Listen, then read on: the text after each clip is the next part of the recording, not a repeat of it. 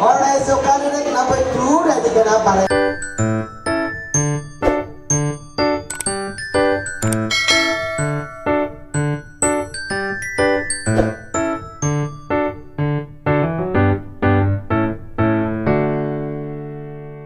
Number 1, you will pick envelope. Ayan, paki-open, candidate number 1. Pakibasa. Again, as I read again the question. She picked question number 2. If you are going to advise our punong barangay, what would be and why? If I were to advise our punong barangay, I would suggest focusing on emphasizing the community engagement, and barangay would be to prioritize transparency, inclusivity, and accountability in governance. I would suggest that the barangay should actively seek input from residents, listen to their concerns, and involve them in their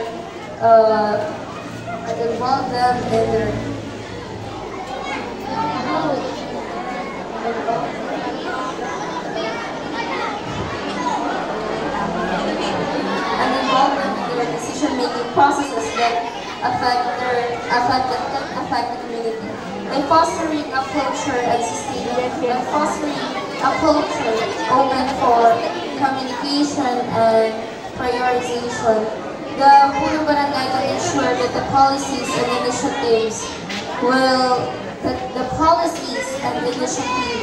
reflect the needs and aspiration of the entire barangay. That's all. Thank you. Thank you very much.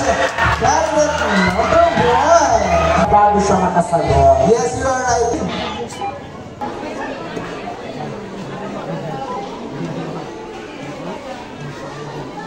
Okay na?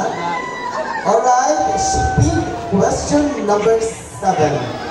The question is, if you could advise to a girl younger than you, what would it be? Again, if you could advise to a girl younger than you, what would it be? Thank you for that question, sir.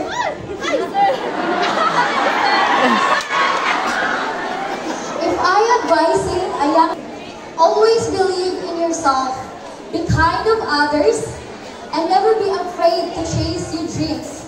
Always remember that you are capable of amazing things. And don't let anyone tell you otherwise. Stay curious, keep learning, and most importantly, never forget to have fun along the way. Thank you so much. And now let's move on to candidate number 3. Sabihin mo at your young age para umapin yan. Okay, I'll read the question. Candidate number 3. What else can you improve in Barangay San Vicente and why? As a young resident of this barangay, I have observed that we are very interested and active in terms of social activities. That's why I think one thing for us to improve, and that is us, the citizen of San Vicente Alang-Alang Leyte, to widen our knowledge and understanding in acknowledging cultural diversity and perception.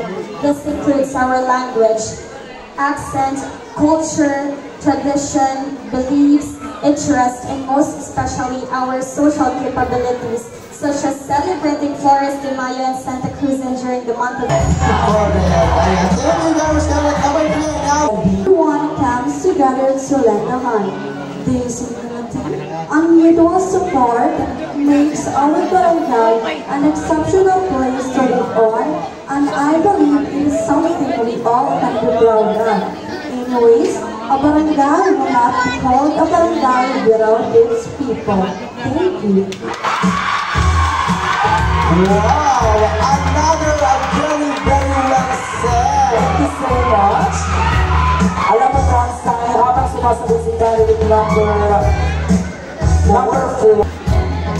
If you were able to talk to the president in 1 hour, what would you discuss?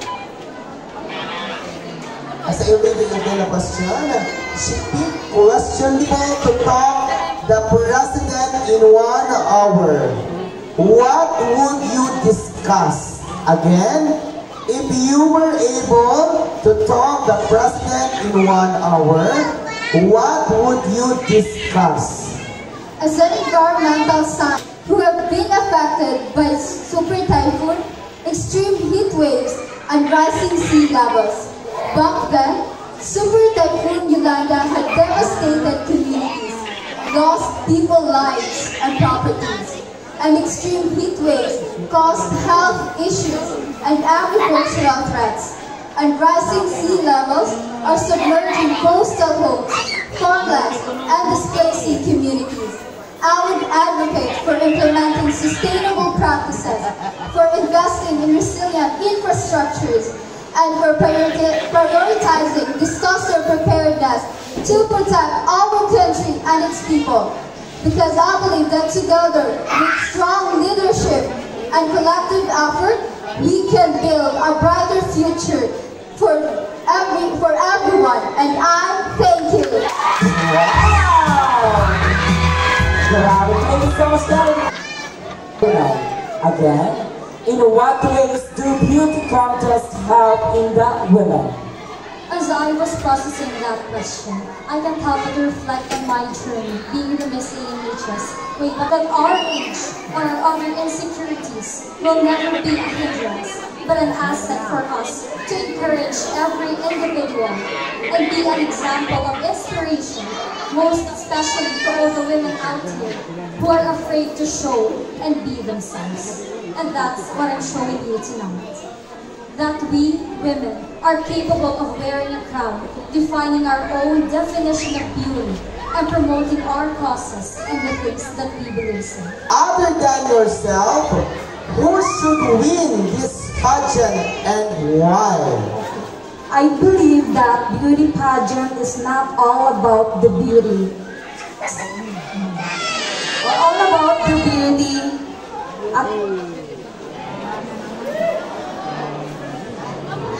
I believe to relate and convey answering the question.